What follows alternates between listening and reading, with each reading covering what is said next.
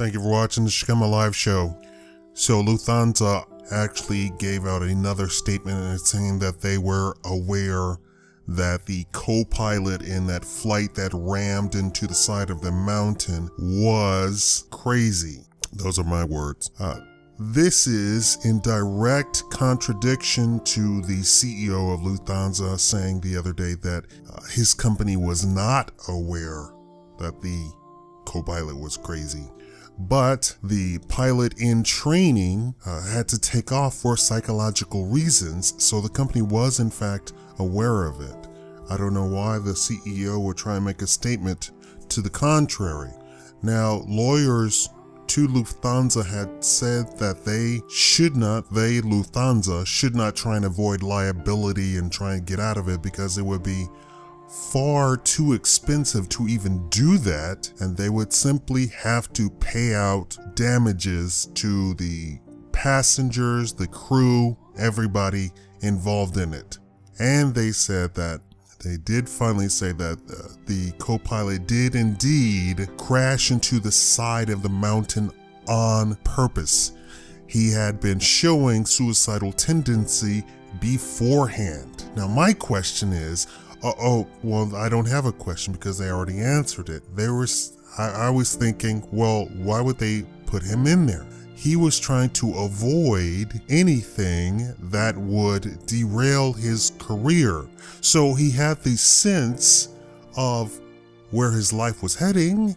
You know, he was going through the motions of, instead of quitting my job, which I've been trained to do, I want to continue working. Of course, he wanted to continue working right up until the point where he directed the plane into the side of a mountain. Well, pilots have come out and said that the company wanted to avoid doing anything. He wanted to avoid doing anything to derail his career. The company wanted to avoid firing him or letting him go or anything like that, because then that would impact all pilots. Do you see how warped and horrible the corporate world is? It opens the company up to liability. They can't do the right thing. They can't, even if they wanted to, they couldn't do the right thing.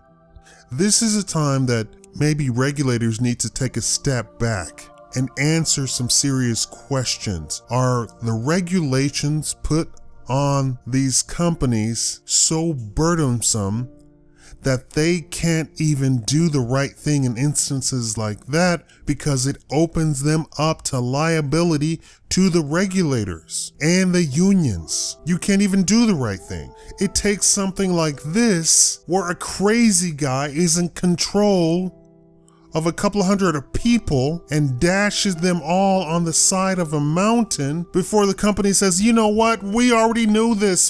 There was nothing we could do because we can't do anything because the regulations are killing us. Literally, the regulations are killing people. Now you have an open and blatant example of directly what is really going on. It doesn't get any more clearer than this. Now, this company is no stranger to being liable to this type of thing.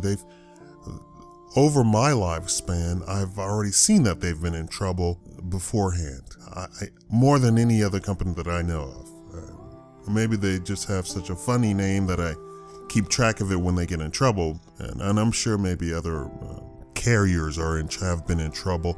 It just doesn't come to mind, other than trying to be bailed out by the federal government in the United States for American carriers, which is completely unconstitutional. First of all, you can't do that. You're literally taking taxes and giving them to one entity, not the entire United States, and that's where that unconstitutionality stems from.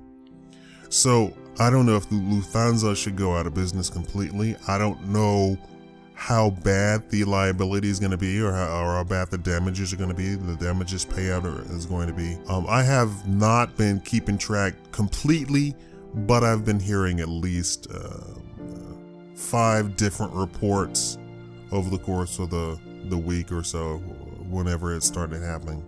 I wanted to go off script today just to give you this update, because I just heard this update, and which I think completely destroys everything about the story. And once again, the company admitted they knew the pilot was crazy. My words. They didn't come out and say crazy. They said some sort of corporate nice words, but in a prior report, the company said that it's the regulations that killed the companies or tied the company's hands from actually doing anything, taking care of business and taking care of this fool, that they couldn't do this because that would open themselves up to the regulators. It would open themselves up to the unions. It's just a big mess. Here it is. Regulations and unions literally killing people. And people are screaming, we need more regulation. We need more regulation. What was this? Occupy Wall Street? Who's against corporate America, but they want more regulations, which comes from corporate America. You don't need more regulations. You need very simple, direct regulations, and that's it. How to keep somebody safe, and that's it. You don't need 15 different things just on how to sit in a seat, Thank you for watching the Shkama Live Show.